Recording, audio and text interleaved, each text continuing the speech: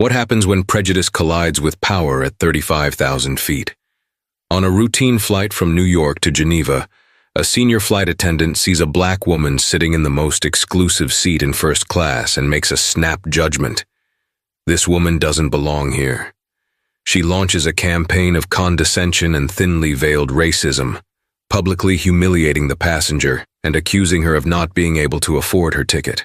But she has no idea who she's talking to. She's not just challenging a passenger. She's challenging the very woman who signs her paychecks. This isn't just a story about a bad flight.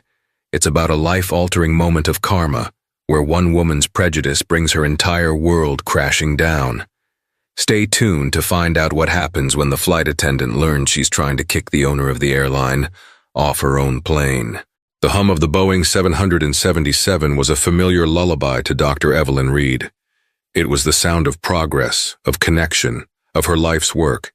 As the majority shareholder and chairwoman of the board for Aura Air, every bolt, every rivet, every whisper of the engine was a testament to a dream she had meticulously engineered into reality. Today, however, she wasn't the chairwoman.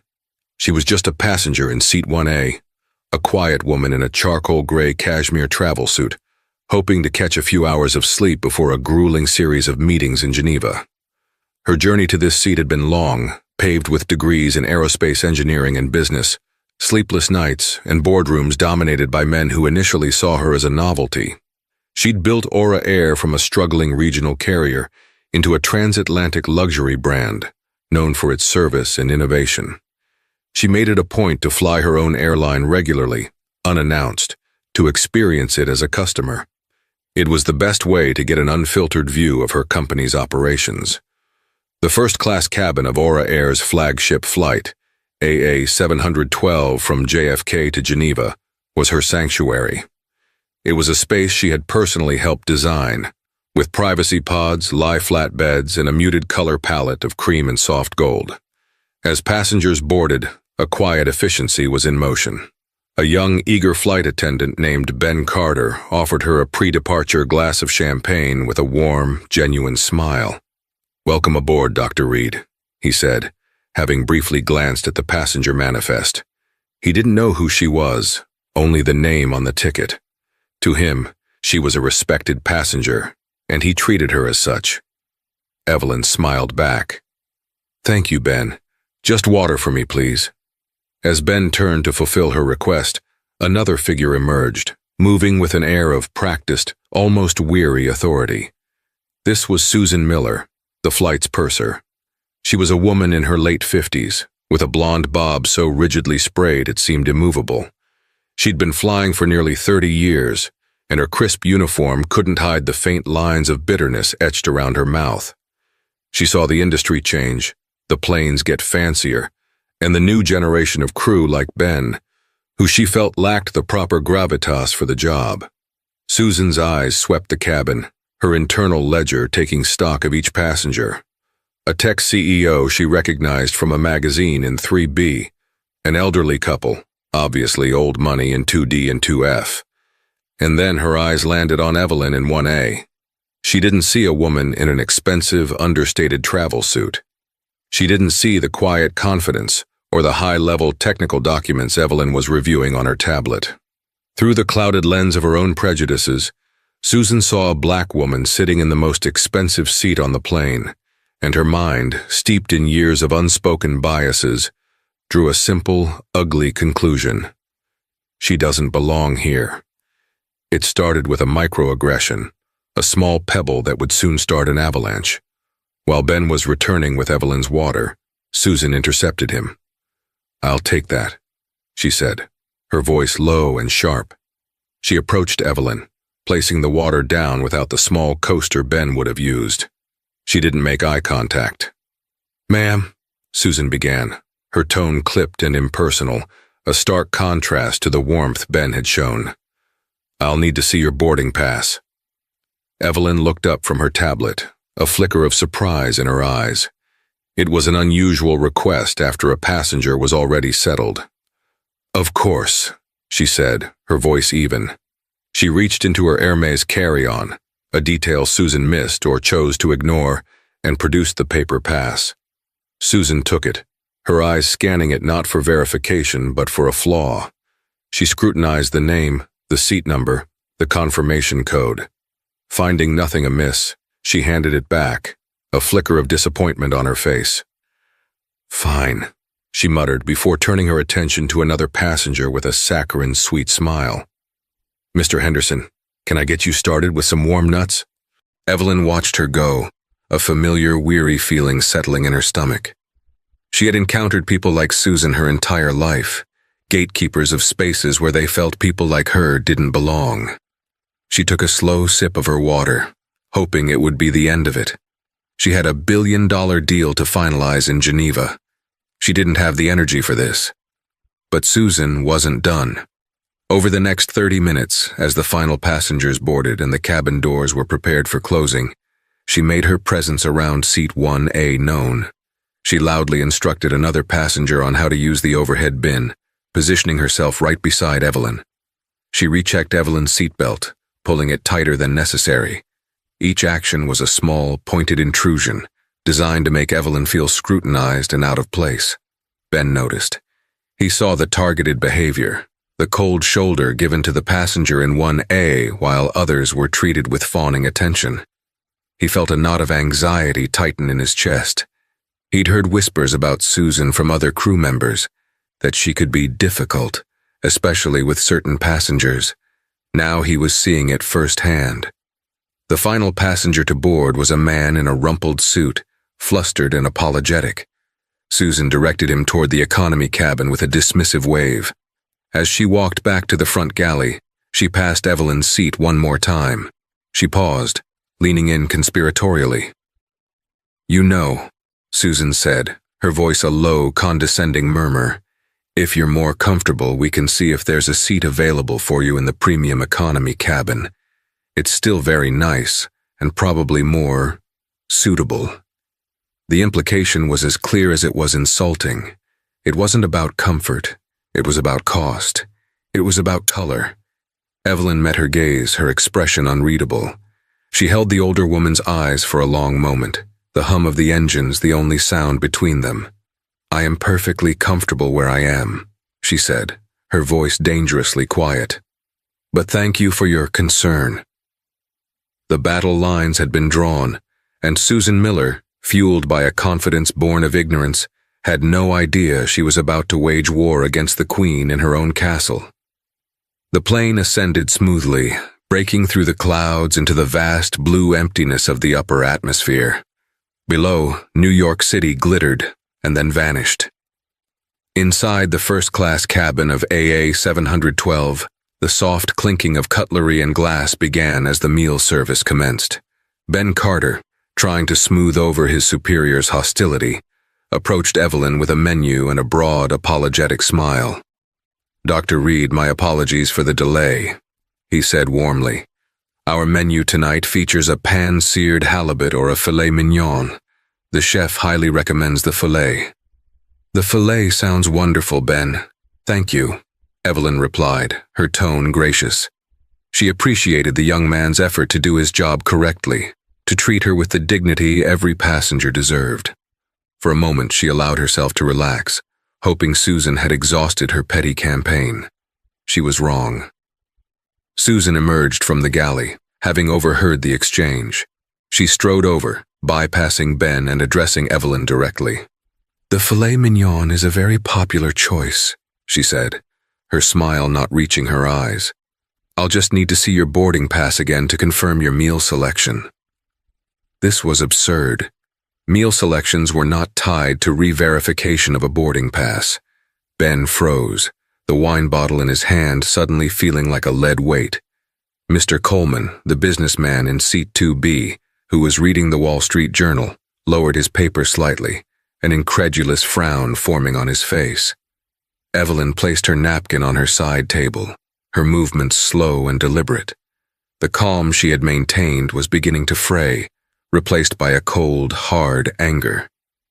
"Susan," she said, using the flight attendant's name for the first time, "there is absolutely no reason for you to see my boarding pass again. I am in seat 1A. I have ordered the filet. Please have Ben serve my meal." The direct, authoritative tone took Susan aback for a second. She wasn't accustomed to being challenged so firmly, but her prejudice was a fortress, and it quickly reinforced her resolve. She saw Evelyn's response not as a justified reaction to harassment, but as the belligerence of someone who had been caught. "Ma'am," Susan said, her voice rising in volume, drawing the attention of the entire cabin. "Airline policy gives me the right to verify a passenger's ticketing at any point during the flight, especially if there's a discrepancy. These first-class seats, the meals, the amenities, they're extremely expensive. We have to ensure that only paying customers are enjoying them." The accusation was now laid bare for everyone to hear. It wasn't a discrepancy. It was a suspicion based entirely on Evelyn's appearance. The subtext was screaming, "You can't afford this." The cabin fell silent. The clinking of forks stopped. Mr. Coleman put his newspaper down completely. The elderly couple stared, wide-eyed. Ben looked horrified, his face paling. He opened his mouth to speak, to defend Evelyn, but he was just a junior attendant. A word against the purser could be career suicide. Evelyn, however, remained unnervingly composed. She had faced down hostile corporate raiders and condescending government officials. Susan Miller was, in the grand scheme of things, a minor but deeply unpleasant obstacle. "There is no discrepancy," Evelyn stated, her voice like ice. "The only issue here is your unprofessional and targeted harassment of me since the moment I stepped on this aircraft. You have questioned my ticket, implied I should move to a cheaper cabin, and are now publicly insinuating that I'm somehow stealing a meal. I want you to stop, immediately." The force of her words stunned Susan into a moment of silence, but instead of backing down, she doubled down. Humiliation was now her primary motivator. She had been challenged in front of her passengers and her subordinate. She had to win. "I see," Susan sneered, her voice dripping with venom. "When we can't provide the proper documentation, we get aggressive. I've seen this before. People use counterfeit tickets or stolen frequent flyer miles to get into first class. It's my job to protect the airline's assets." She crossed her arms, striking a pose of righteous authority. "Now, for the last time, show me your boarding pass and the credit card you used to purchase it, or I will be forced to have the captain divert this flight and have you met by security upon landing." It was a catastrophic overreach. The threat of diverting a transatlantic flight, a measure reserved for genuine security threats or medical emergencies, over a fabricated ticketing issue was ludicrous. It was a bluff born of pure malice. Ben couldn't stay silent any longer. "Susan, please," he whispered, tugging at her sleeve. "This isn't necessary. Her ticket is valid. I checked the manifest myself." "Stay out of this, Ben," Susan snapped, shaking his hand off. "Go back to the galley. The grown-ups are talking." Humiliated, Ben retreated, his eyes pleading with Evelyn for forgiveness. That was the final straw. Evelyn had tried to handle it with quiet dignity. She had tried to de-escalate, but Susan had pushed it into a public spectacle, threatening not only her integrity, but the safety and schedule of over 200 other people. Evelyn slowly stood up, her 5'9" frame seeming to tower over the flight attendant. The cabin was so quiet you could hear the air vents. She did not raise her voice. Instead, it dropped to a level that was somehow more intimidating. "You want to see my proof of payment?" Evelyn asked softly. "You want to understand my connection to this airline?" "Yes, I do," Susan said smugly, sensing victory. "Very well," Evelyn replied, her eyes like chips of obsidian. "You're not just looking at a passenger in seat 1A, Susan. You're looking at the woman who owns it. You're looking at the woman who owns the seat you're standing next to, the galley you work in, and the very plane we are flying on. You are an employee of my company, and you have just made the biggest mistake of your career." The silence that followed Evelyn's statement was absolute. It was a profound, vacuum-sealed quiet, where the magnitude of her words slowly seeped into the consciousness of everyone present. Susan Miller's smug expression dissolved. It didn't happen all at once. First, a flicker of confusion, then a flash of disbelief, which morphed into a sneer of contempt. The idea was too preposterous, too outlandish. A joke, a bluff. Owns the airline? Susan finally choked out, a harsh, incredulous laugh escaping her lips. Oh, that's a good one. That's rich. Lady, I've been with Aura Air since it was called Starlight Charters and flew propeller planes. I know the executives. I know the investors. And you're not one of them. But even as she spoke, a sliver of doubt began to creep into her mind. The woman before her wasn't hysterical. She wasn't shouting. Her power wasn't in her volume, but in her unnerving, absolute stillness. There was a certainty in her eyes that was deeply unsettling. Mr. Coleman in 2B, a corporate lawyer who had seen his share of high-stakes boardroom dramas, was now leaning forward, utterly captivated. He didn't know if the woman's claim was true, but he recognized the demeanor of someone accustomed to holding all the cards. It was the calm of a predator that knows the fight is already over. Evelyn ignored Susan's mockery. Her focus was elsewhere. She turned to the trembling Ben, who was hovering near the galley entrance. Her voice softened, but lost none of its authority. Ben, please go to the cockpit and ask Captain McGregor to come here. Tell him it's not an emergency, but it is an urgent passenger issue that requires his immediate attention. Yes, ma'am, Ben stammered, grateful for a clear, sane instruction. He scurried away toward the cockpit door, casting a fearful glance back at Susan. You can't bother the captain, Susan shrieked, her composure completely unraveling. He's busy flying the plane. I am the purser. I am in charge of this cabin. Your authority in this cabin ended the moment you threatened to divert this aircraft over a personal prejudice. Evelyn stated coolly. She sat back down in her seat, picked up her tablet, and began typing something with her thumb, a picture of detached control. The gesture was more infuriating to Susan than any shouting match could have been. It was dismissal. A few minutes later, the cockpit door opened and a tall, silver-haired man in a crisp pilot's uniform emerged. This was Captain McGregor, a veteran pilot with a calm, no-nonsense demeanor. He had been briefed by a flustered Ben that the purser was in a heated dispute with the passenger in 1A. His expression was one of mild annoyance at being disturbed. What seems to be the problem here? He asked, his voice a low baritone that commanded respect. His eyes flicked from a frantic-looking Susan to a preternaturally calm Evelyn. Susan seized the opportunity to plead her case first. Captain, thank goodness. This passenger, she said, gesturing dramatically at Evelyn, has been belligerent and uncooperative. She refused to show me her boarding pass for verification, and I have reason to believe her ticket may be fraudulent. When I informed her of protocol, she became aggressive and is now making delusional claims about owning the airline.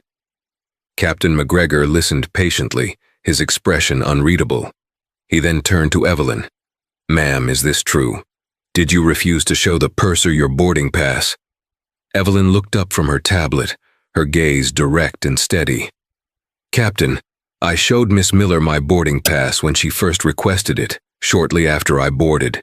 She has since asked for it 2 more times under the guise of confirming a meal selection and protecting airline assets. She has publicly accused me of being unable to afford my seat and threatened to have me arrested. The only delusional thing happening here is her belief that she can get away with this kind of behavior. My name is Dr. Evelyn Reed. The captain's eyebrows rose slightly at the name. It sounded familiar, but he couldn't immediately place it. He was a pilot, focused on operations, not the corporate hierarchy. Still, the woman's articulate, precise recounting of events stood in stark contrast to Susan's hysterical, accusatory tone. I see, the captain said slowly. He was a good judge of character, and his instincts were screaming that his purser was in the wrong. Susan, that's a very serious allegation to make against a passenger. It's true, she's lying, Susan insisted, her voice cracking with desperation. Evelyn decided it was time to end the charade. The drama had gone on long enough. She held up her phone, which was displaying an email she had just typed. Captain McGregor, she said. I understand you may not know who I am, and that's fine. Your job is to fly this plane safely, but you do have a satellite phone in your cockpit. I need you to make a call for me. I need you to call Mark Thompson, the CEO of Aura Air Holdings. It's his private number. Tell him that Evelyn Reed is on flight AA 712 and that she has invoked Protocol 0. A visible jolt went through Captain McGregor. Protocol 0. It was a mythical, almost legendary term within the airline's upper management. A code phrase whispered about but never seen. It was a direct override command from the ownership level, reserved for catastrophic, company-threatening emergencies. It granted the user absolute, unquestionable authority over any and all company assets and personnel. To hear it invoked by a passenger in a cashmere suit over a dispute with a flight attendant was surreal. Susan just looked confused. Protocol what? What is she talking about? She's crazy. But the captain was no longer listening to Susan. He was looking at Evelyn with a completely new expression, one of dawning, horrified realization. He stared at the phone number on her screen. He didn't know it by heart, but it looked like the kind of private number a CEO would have. Right away, he said, his voice now hushed. He took one last look at Evelyn, then turned and walked back to the cockpit, his face a grim mask. The cabin was electric with tension. Susan watched him go, a triumphant smirk returning to her face. He's going to call security, you'll see, she whispered, leaning toward Evelyn again. You're in for it now. Evelyn didn't respond. She simply watched the cockpit door, waiting. The fate of Susan Miller was no longer in her own hands. It was flying through the ether, a satellite signal carrying a message of reckoning straight to the top of the company. The show was over. The consequences were about to begin. The minutes that Captain McGregor was in the cockpit felt like an eternity. The first-class cabin was a tableau of suspended animation. Mr. Coleman stared intently, his legal mind trying to process the potential fallout. Ben hovered nervously by the galley, wringing his hands, and Susan Miller stood her ground beside Seat 1A, a sentry guarding a crumbling fortress of her own making. Her initial bravado was beginning to curdle into anxiety as the captain's absence stretched on. The cockpit door finally swung open. Captain McGregor stepped out, but he was a changed man. His face was pale, his professional composure replaced by a look of profound shock and deference. He did not look at Susan. His eyes were fixed solely on Evelyn Reed. He walked briskly down the aisle, stopping directly in front of her seat. He gave a short, formal bow of his head. "Dr. Reed," he said, his voice filled with an awe that bordered on fear. "Mr. Thompson sends his deepest, most sincere apologies for what you have endured. He is livid. He's on the line and wishes to speak with you personally if you'll permit it." He held out the cockpit's satellite phone as if it were a holy relic. The blood drained from Susan Miller's face. The reality of the situation hit her with the force of a physical blow. The laughter died in her throat, replaced by a strangled gasp. "Dr. Reed, Mr. Thompson, Protocol 0. The pieces clicked into place with horrifying clarity. This wasn't a bluff. This wasn't a delusion. This was real. The woman she had belittled, harassed, and humiliated for the past hour was, in fact, the ultimate authority in the entire company. The ground had just given way beneath her feet. Evelyn accepted the phone. "Thank you, Captain." She put it to her ear. "Mark, it's me. Yes, I'm fine. No, just incredibly disappointing. Listen, there's no need for you to fly out here. The situation is contained, but there will need to be a full review. Yes, him too." The young man was very professional. The purser, however, "No, I will handle the immediate next steps. You handle the follow-up. Talk to you when I land." She handed the phone back to the captain. Her conversation had been brief, calm, and utterly devastating in its implications. It was the sound of a queen quietly ordering a seismic shift in her kingdom. Evelyn then turned her attention for the final time to the woman standing frozen beside her. "Susan Miller," she said, and her voice, though quiet, cut through the cabin. "As of this moment, you are relieved of all duties as purser of this flight. You will be confined to a crew rest seat for the remainder of the journey. You will not interact with any passengers or any other crew members except in a genuine safety emergency. Ben Carter will assume the duties of lead flight attendant for the first-class cabin. Captain McGregor will enforce this. Is that understood? Susan could only nod, her body trembling. Her mouth opened and closed silently, like a fish out of water. All the venom, all the righteous indignation had evaporated, leaving behind a hollow shell of terror. And just so we are crystal clear about what happened here, Evelyn continued, her gaze sweeping over the other passengers who were now shameless witnesses. This was not about a boarding pass. This was about your assumption that a black woman had no business being in your first-class cabin. Your prejudice made you a liability to the safety and integrity of this airline. My airline. You are not just a bad employee. You are a danger to our brand, a danger to our customers, and a danger to our values. She then looked at the captain. Captain, please see to it. Yes, Dr. Reed, Captain McGregor said immediately. He turned to Susan, his face grim. Miss Miller, you heard Dr. Reed. Please come with me. The humiliation was complete. Susan, who had moments before been threatening to have Evelyn arrested, was now being publicly stripped of her authority and led away like a disciplined child. She shot one last look at Evelyn, a look of pure, unadulterated horror and disbelief, before shuffling meekly down the aisle behind the captain. As she disappeared behind the curtain leading to the crew area, a strange quiet fell, soon broken by Mr. Coleman in 2B. He cleared his throat. Dr. Reed, he said, his voice full of respect. Arthur Coleman, I'm a partner at Sullivan and Cromwell. I saw and heard everything that happened. If you need a witness for any subsequent proceedings, please don't hesitate to ask. He pulled a business card from his jacket and offered it to Ben, who was slowly approaching, looking dazed. Thank you, Mr. Coleman. I appreciate that, Evelyn said with a small, weary smile. Ben finally reached her seat, his eyes wide. Dr. Reed, I'm so sorry. I should have. Evelyn held up a hand, stopping him. Ben, she said kindly, you were in a difficult position. You conducted yourself professionally and with kindness. That is what matters. Now, I believe you were about to serve me the filet mignon. The question, so normal after a sequence of such extraordinary events, seemed to break the spell. Ben snapped back to his duties, a wave of relief washing over him. Yes, of course, Dr. Reed, right away. For the rest of the 7-hour flight, the first-class cabin of Aura Air AA 712 was a model of perfect service. Ben, though nervous, performed his duties impeccably, his every action infused with a newfound reverence and dedication.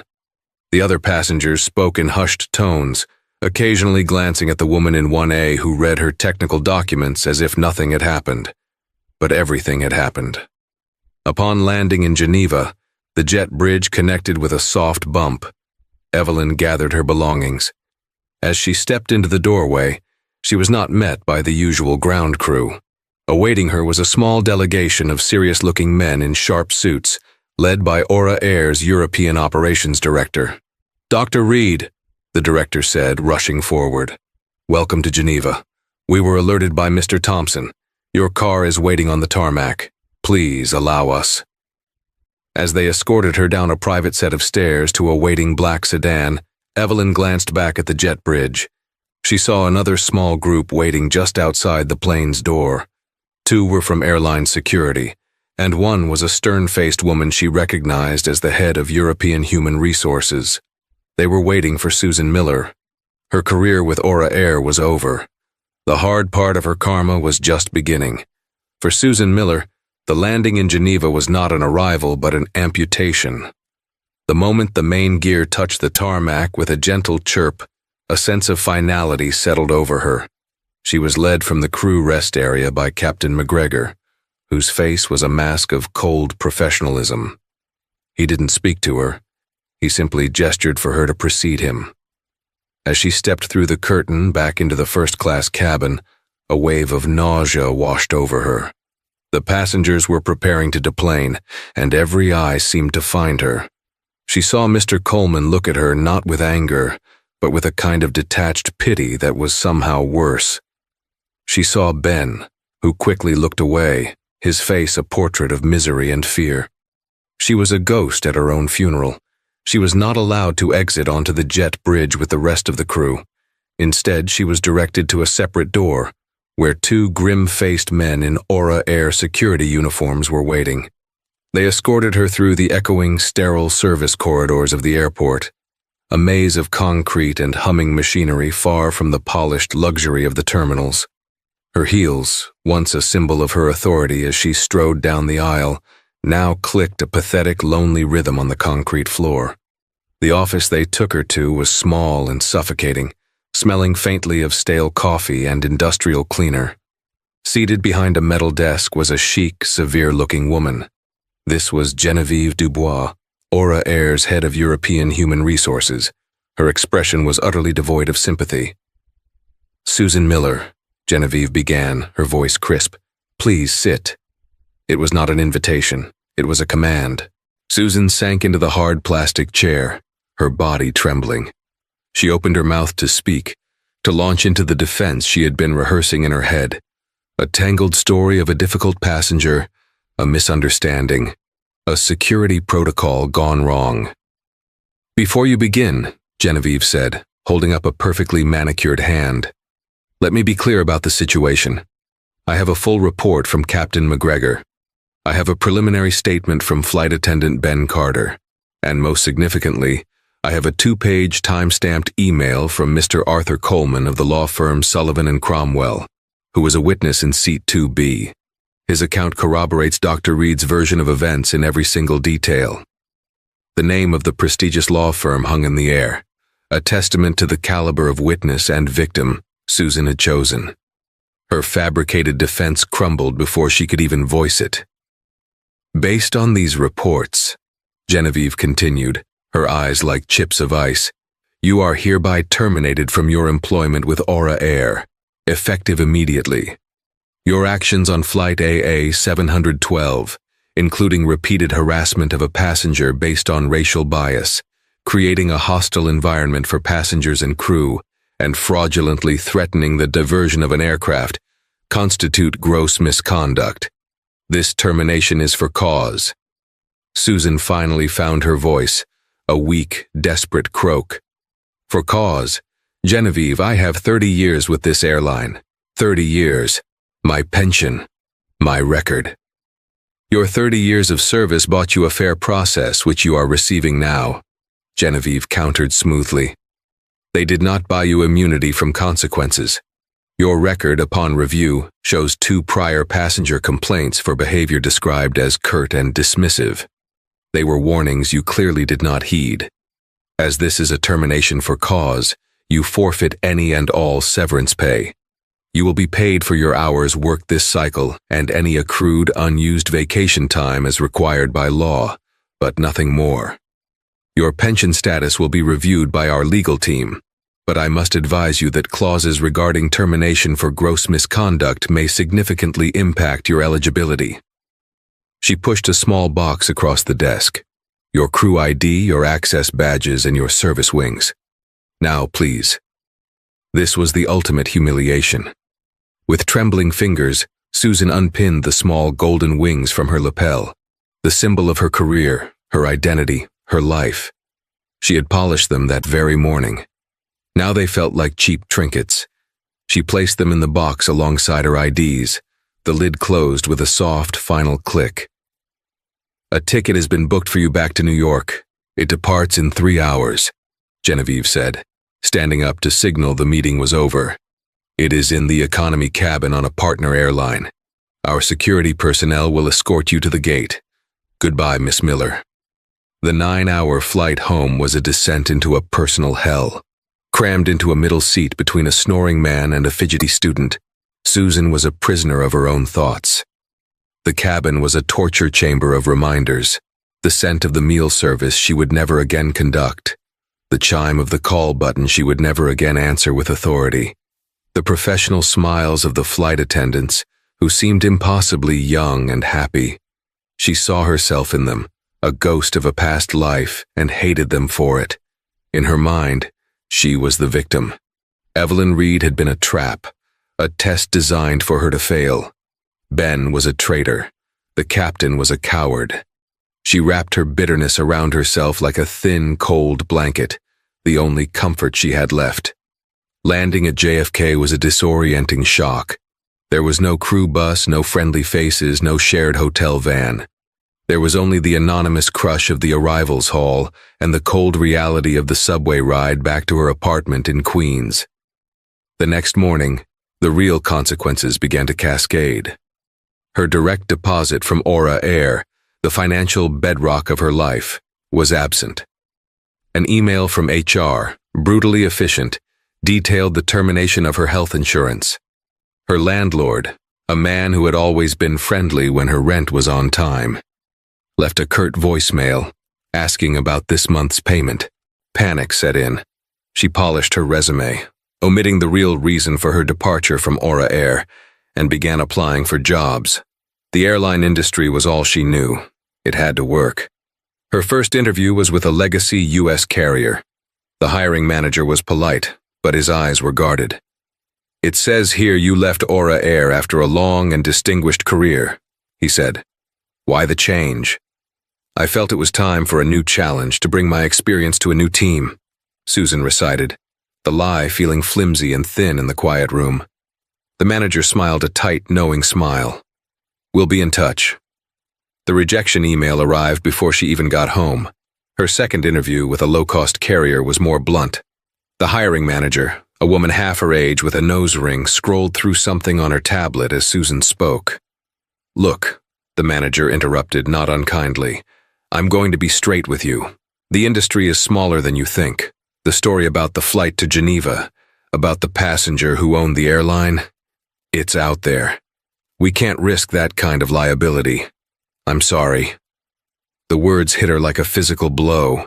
She was blacklisted, not officially, not in writing, but in the quiet, efficient network of industry gossip.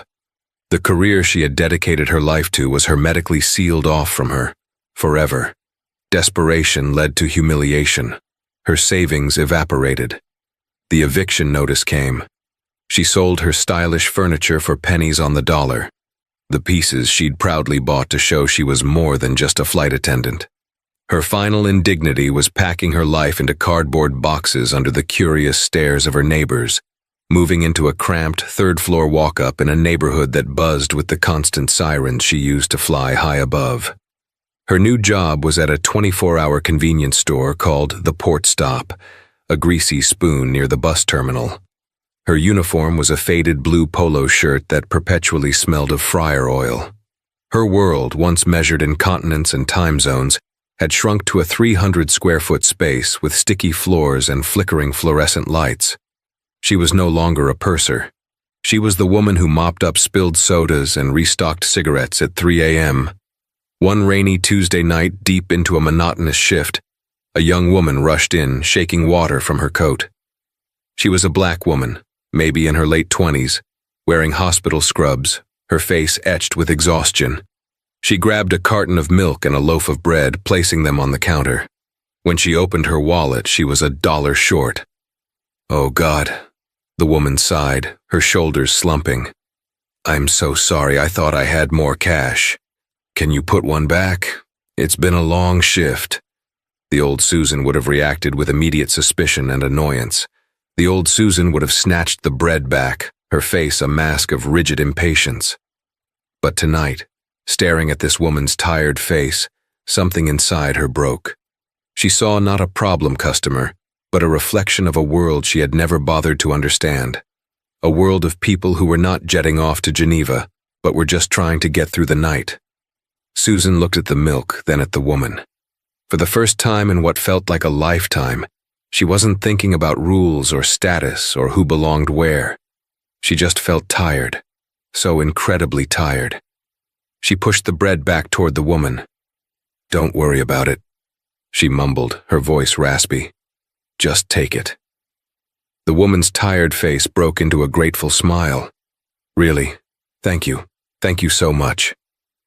As the woman left, the small bell on the door tinkling behind her, Susan leaned against the counter, the smell of stale hot dogs filling her nostrils. It was not a moment of redemption. It was not an epiphany. It was simply the first, quiet, crushing admission of her own profound and complete defeat. Her life of judgment had led her here, to this greasy counter, where a single, small act of grace felt like the heaviest thing in the world. The karma wasn't just hard, it was total. While Susan Miller's world was contracting into a single point of failure, Dr. Evelyn Reed's was expanding with purpose. The incident on Flight AA 712 was not, for her, a matter of personal victory. It was a profound and painful diagnostic. She had spent 2 decades building Aura Air into a symbol of luxury and precision, yet a sickness had been festering in its bloodstream, and it had taken her own humiliation to expose it. The morning after she landed in her palatial suite overlooking Lake Geneva, she felt no triumph. The dawn light spilling over the water felt cold and interrogating. She stood by the window, a cup of untouched coffee on the table behind her, replaying Susan's words, the condescension, the baseless suspicion. Each memory was a fresh incision not into her ego, but into her pride as a creator. She had built the ship, designed its interiors, and charted its course, but she had failed to fully account for the hearts of the people who sailed it. The realization settled not with the heat of anger, but with the cold, heavy weight of responsibility. By 9 a.m. Geneva time, she was on a secure video conference with her CEO, Mark Thompson, and the senior board members. The mood was tense. The initial report had shocked them all. One board member, a retired financier named Richard Davenport, spoke first, his voice gravelly. "Evelyn, this is an appalling failure of service, no question. But we must be strategic. The risk of litigation, of negative press. Perhaps we offer the woman a private settlement, a non-disclosure agreement. We make this go away quietly." Evelyn listened, her expression unreadable. When he finished, she took a slow breath. "Richard," she began, her voice calm but lined with steel, "you're looking at this as a liability to be contained. You're wrong. This is a cancer to be excised. This isn't about one disgruntled passenger who happens to be me. This is about the promise we sell. We sell more than a seat. We sell an experience of safety, respect, and seamless service. Miss Miller didn't just fail to deliver that. She delivered the polar opposite. What if I hadn't been me? What if I were a doctor, a lawyer, a teacher who had saved for a year for that seat only to be treated like a criminal? Her story would never be heard. Her pain would be a silent mark against our brand. We don't have a Susan Miller problem. We have a cultural vulnerability, and I will not patch it with hush money." She looked into the camera, her gaze sweeping across the faces on her screen. Project Nightingale is no longer a proposal. It's our new core mission. We are grounding this company's culture in a new foundation of aggressive, proactive inclusion. It will be expensive. It will be disruptive. And it will be mandatory, from the tarmac to this boardroom. Anyone who sees this as an optional HR initiative is welcome to tender their resignation. This is the new cost of doing business as Aura Air. The silence that followed was one of stunned acquiescence. The Queen had not just spoken, she had laid down the law of her new land. The first ripples of that new law spread quickly. Ben Carter landed back at JFK, consumed by a gnawing anxiety. He was convinced he would be fired for being a witness, for failing to intervene more forcefully. He spent a sleepless night drafting his resignation letter. The next day, he was summoned to the corporate office. He walked into the sterile meeting room expecting a pink slip, but found a large screen with Dr. Evelyn Reed's face looking at him from Geneva. "Mr. Carter," she began, her voice unexpectedly warm, "I wanted to thank you personally. You were placed in an impossible situation, and you acted with decency. That is a quality I value highly." Ben was speechless, stammering a thank you. "Decency needs to be empowered," Evelyn continued. "I'm promoting you to a new role, in-flight service training specialist. Your raise will be substantial. But more importantly, I want you to be a paid consultant for the development of Project Nightingale. I want your perspective, the perspective of someone new, someone who saw the failure firsthand, baked into the very DNA of our new training. Tell us what you saw. Tell us what you wish you could have done. Help us build a system where no one is ever put in that position again." Ben felt a wave of emotion so strong it made him dizzy. He had walked in expecting to be fired. He was walking out a changemaker. The fear that had paralyzed him on the flight was being transformed into a tool for empowerment. Meanwhile, at the opulent Manhattan offices of Sullivan and Cromwell, a FedEx package arrived for Arthur Coleman. Inside, past the corporate letterhead, was a thick, cream-colored card with Evelyn Reed's personal monogram. The note was handwritten in elegant ink. Dear Mr. Coleman, in a situation where it would have been far easier to lower your newspaper and remain silent, you chose to speak up for a stranger. Your integrity did not go unnoticed. It is men and women like you who form the fabric of a decent society, and I am grateful our paths crossed. Thank you. Sincerely, Evelyn Reed. Beneath the note was a sleek metallic card inscribed with his name. It was an Aura Air Celeste card, a status that was by invitation only and granted lifetime first-class travel. He smiled, placing the note on his desk. He would later show it to a group of young associates. Don't ever forget, he told them. That character is what you do when you think no one important is watching. Sometimes it turns out the most important person is. Project Nightingale rolled out with astonishing speed and rigor.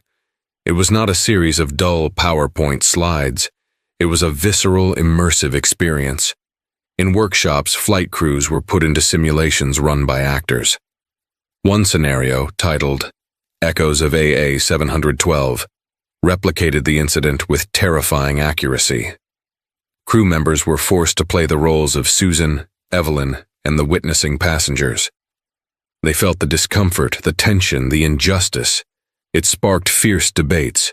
Some older employees initially bristled, seeing it as an attack on their autonomy, but younger ones, like Ben, would share their real-world perspectives. And slowly, the culture began to shift. Alongside the training came the Aura Guardian app, a simple, anonymous tool for reporting any breach of the new code of conduct. A month after its launch, a baggage handler in Dallas used it to report his supervisor, who had used a racial slur to describe a group of passengers. The supervisor was suspended and enrolled in intensive counseling and retraining within 72 hours. Word spread like wildfire. The system had teeth. The Guardians were watching. 6 months later, Evelyn was on a flight to Singapore, a non-stop journey she often took to review her Asian operations. She was in her usual seat, 1A, quietly observing. Across the aisle, an elderly woman, clearly anxious, was fumbling with her seatbelt. A young flight attendant approached. He knelt down, his eyes level with hers, and spoke to her in gentle, unhurried tones. He helped her with the belt, then asked if she was a nervous flyer. She nodded. Sometimes a little distraction helps, he said with a kind smile. Can I bring you some tea?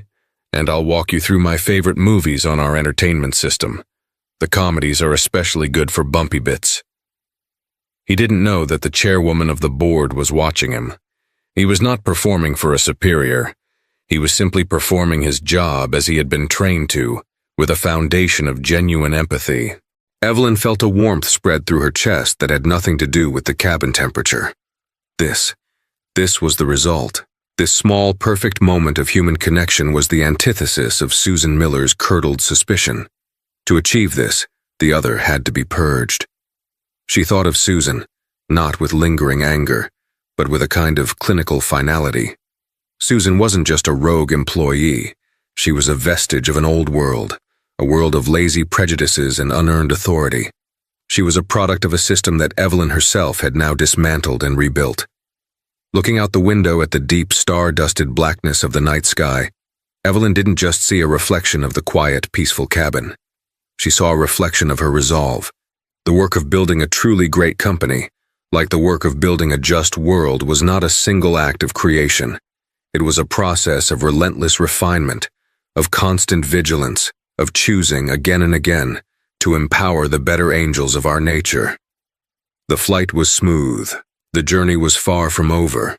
So what can we take away from this incredible story of real-life karma? It's a powerful reminder that prejudice, no matter how casual or deeply ingrained, can have devastating consequences. Susan Miller didn't just lose her job. She lost her entire identity because she couldn't see past the color of a person's skin. On the other hand, Dr. Evelyn Reed shows us what true leadership looks like. She didn't just punish the offender. She used the ugly incident as a catalyst to create systemic change, making her company better and more inclusive for everyone. This story is about more than just one racist flight attendant. It's about the power we all have to challenge prejudice and the responsibility of those in power to build a more just world. What would you have done if you were a passenger in that cabin? Let us know your thoughts in the comments below. If this story moved you, please give this video a like and share it with someone who needs to hear it. And don't forget to subscribe and hit the notification bell for more dramatic real-life stories. Thank you for watching.